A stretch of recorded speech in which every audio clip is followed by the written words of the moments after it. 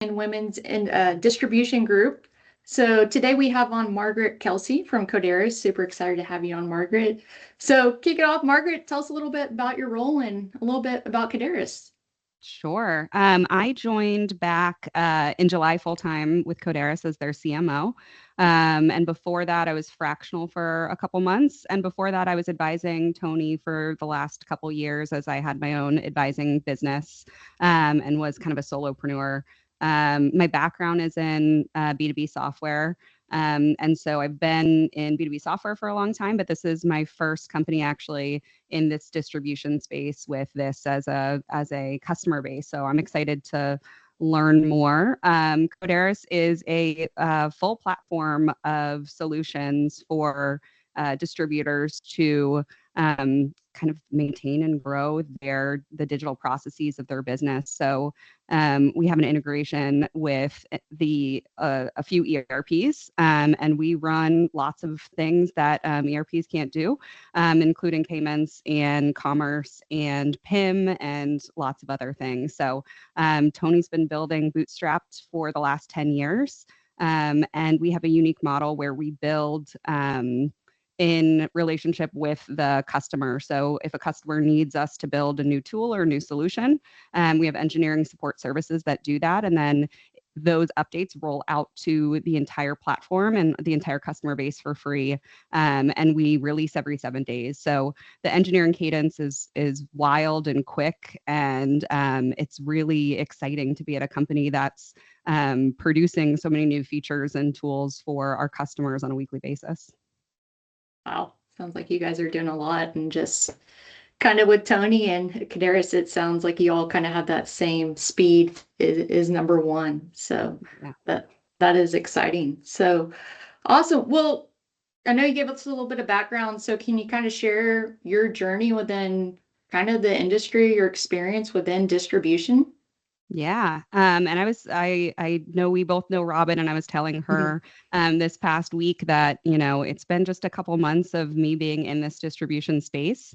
My background about 12 or so years ago, I kind of started off in the B2B software space at a company called Envision. It was a VC funded software product for designers to help visualize their prototypes to walk through it with their team. And so it was design collaboration. It was remote before remote was cool. So it was even before there was Slack. So I like my remote experience predated Slack. And I really caught the bug of marketing B2B software. And so I went to another company after that, and then ended up at a VC firm that invested in B2B software and ran their marketing team. And then, for 2 years, I had my own advising business for software founders to advise them on marketing strategy. And that's where I met Tony, and that's where I caught the bug to get into full time with him and into this distribution space. I went to Tug last year in what month was that? But I was in That was in Orlando. the spring. Yeah, in the spring Yeah. in Orlando. Yeah. And that was kind of my first entry, my first time talking to our customer base, or first time talking to distributors, and have been learning a lot ever since. Yeah, no, it's a tug community that has definitely grown, especially the last few years. And me too. I've been going to conferences and just seeing the transformation. It's been amazing. So we're super excited to have you. Uh, so I guess leading into our next question is being new to distribution. It's kind of like traditionally a male dominated industry. So how have you navigated those challenges, especially like you said, being remote? How has that turned out for you? Yeah, it's interesting. I was at another conference. I won't name any names. A smaller one a few months ago, and I looked around the room, and there was about 150 people there. Again, it was pretty small, and there was 7 women there. And so I think it is, nice for the bathroom lines at the conferences, but it really is interesting to be in a space where you look around and it's not people like you that you're seeing, right? So I think that's going to be an interesting challenge. I think, B2B software is also pretty male dominated, but distribution seems even more so. I'm really lucky that Tony and I have, kind of established a working relationship before I came in house, and so we both know each other's strengths and weaknesses and styles and where I can fit in. I think it would be different if I was brand new as a CMO that didn't have a relationship with the founder, to try to navigate and make sure I was getting my opinions and direction heard. But thankfully, that is something that I kind of stepped into in a way where I built that up and I build up that ability to kind of be seen and valued. So I think it will be interesting to see as I get further in. But I've been in these spaces before, and I think it's about a little bit not getting in your own head too much about the fact that maybe the table that you're sitting at looks a little bit different from you.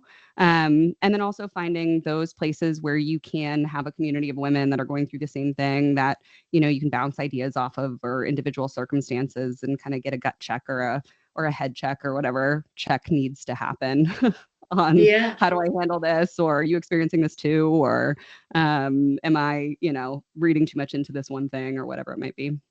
Yeah, no, I love that advice. Don't get in your own head. That's typically we make issues bigger than they seem. So Yeah. I think if you have a seat at the table, you deserve that, seat at the table. And a lot of us will sit and think, how do I make sure that they know that I deserve the seat at the table? But you're sitting at the table. So do the work of being at the table rather than trying to prove the fact that you deserve to be at the table. absolutely. So you kind of mentioned you have a very impressive resume. And two, you're kind of like we discussed, you have that awesome podcast series and you're kind of mic'd up here. So what are some pivotal moments in your career that helped shape your leadership style and how have those experiences influenced the way that you lead today? Yeah, those are great questions. So I think the biggest trajectory of my career was at the venture capital firm OpenView, where the founder of that firm took on kind of a mentorship role with me, and we would do, I think it was like bi-monthly calls, and we would talk about marketing strategy. And he really helped me frame. I think marketing, we get really in the weeds sometimes with the tactics and the things that we're doing and the channels that we're working on or the visuals or the brand or whatnot. And he really helped scaffold my thinking about building a marketing machine and really what it's there for and what it's supposed to do rather than, thinking about being in the weeds. And I try to help the folks that I manage see just one level up on the strategic thinking than maybe they're at right now. But the only way that I was able to do that was from kind of close mentorship from somebody that was way smarter than me and had been thinking about it for way longer. And, it's really interesting. The majority of the teams that I've managed over the course of my career and even at Kodaris now have been predominantly women. And so I try to build a lot of psychological safety in my teams. I try to make sure that we can share where we're at and we can share, if we're ready to be pushed. I think it's a manager's job to kind of push their direct reports to the next level and take on things that maybe are at the cusp of their ability level and kind of show them that they're able to do it. But the only way that works and doesn't burn out your team is if you have a working relationship where somebody can say, hey, don't push me this week, right? Like I need Right. a minute, or maybe if I need a lighter week, I need to step back from some of my responsibilities. And then, when I'm recharged and ready to do it, push me even harder. Right. So I try to build teams that have that psychological safety, and have happened to do that mostly with women in my management kind of career. No, that makes sense. Life happens, right? It's Yeah. communication. So that's a great Absolutely. approach. So what do you mind if I ask kind of how long did that mentorship last? Is it still ongoing or was it a certain time period? Yeah, it was when I was at the venture capital firm. It was probably about 6 months 6 months. that we were meeting twice a month, and they would be hour-long calls. They were very intense. I would do a lot of prep work before them, and then walk away realizing I knew nothing about anything and had to kind of rewrite things. And but I what I realized too was that all strategy is documented alignment, right? And it can be I think we kind of think about that word, and it's one of those words that we use so much that it means nothing anymore. It's like a nothing burger, but that's what all like strategy is, right? Documented alignment, usually at an executive level. But it could even be that you're aligning at an executive level about the strategy of a program that you're running, or the strategy of the copy that you're writing, or whatever it might be. So that's how I've kind of reframed it in my brain, and then it's really figuring out how do you document it, and are you all aligned. And I think that's a tricky thing, regardless of if you're in the software world or actually a distributor yourself in a leadership position.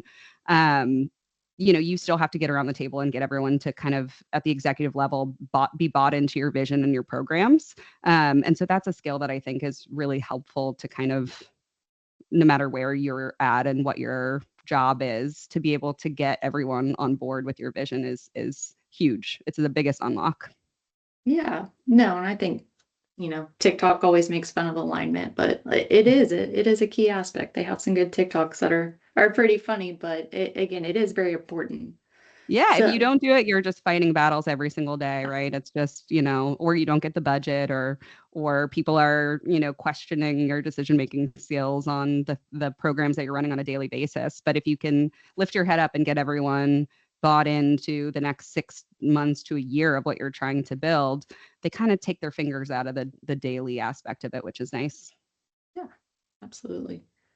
So last question I'll ask you, Margaret, is so what do you believe is the most important trait for female leaders to cultivate in today's business environment? Resiliency. Resiliency? I think so, right? I think that the ability to show up again tomorrow is huge. I am a working mom. I've got a 4.5-year-old son, and I often say that my career is my happy accident. I didn't necessarily think I was going to be a CMO one day. I really always wanted to be a mom, and even thought about on my maternity leave, or before I gave birth, like, am I going to go back to my career or not?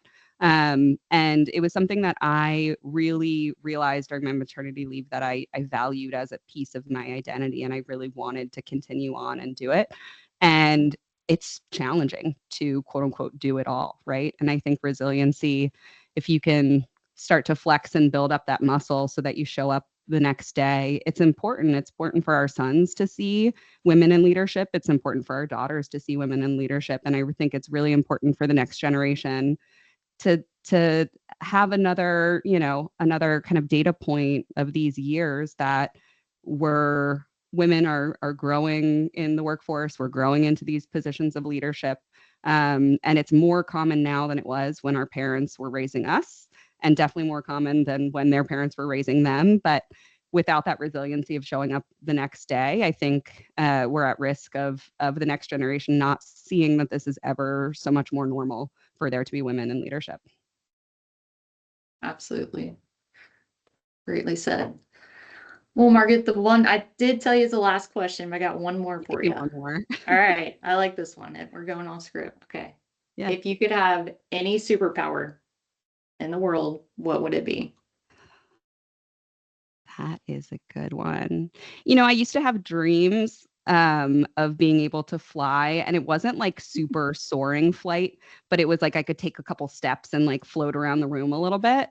And while that would just mostly be cool, I think that it would be, yeah, it would be really cool. It would be like it's kind of like if you can dance, if you can skate, if you can whatever, but if you can like jump up and float around the room a little bit and get some height, see things from a different viewpoint, I think that would be awesome. So yeah, I'm gonna go with that. I'm gonna go with being able to fly like I can in sometimes in my dreams.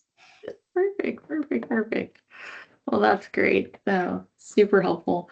I'm sure So, you can Margaret, analyze that psychologically if like yeah, somebody was everybody's like, I analyzing want to what would be, they. I want to be invisible or I want to be able to read people's thoughts or whatever. I don't want to read people's thoughts. That sounds No, exhausting, you know? no, yeah, that one. People say invisible too. I'm like, no, I I'm with you. don't I'm the want to be same. invisible. Flying would be mine. Just kind of going everywhere you want to be. There's so many awesome events that happen, but you can only be at one place in one time. So Yeah. jumping around, flying here, flying there. Or I jumping over like the it. fence. You don't have to ever buy a Yeah. concert ticket ever again, you know? You just fly right over top. That, yes, that would be a dream. Well, maybe one day. We'll see. We'll see what Kodaris does. I'm sure Tony will come up with something. Yeah, get some But jetpacks or something. I'll yeah, start working on physical hardware. yes. Well, we'll definitely beta test for you if you need anybody. Sounds good.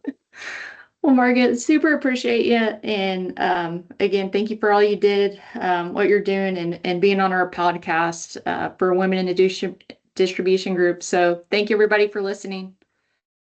Thanks for having me.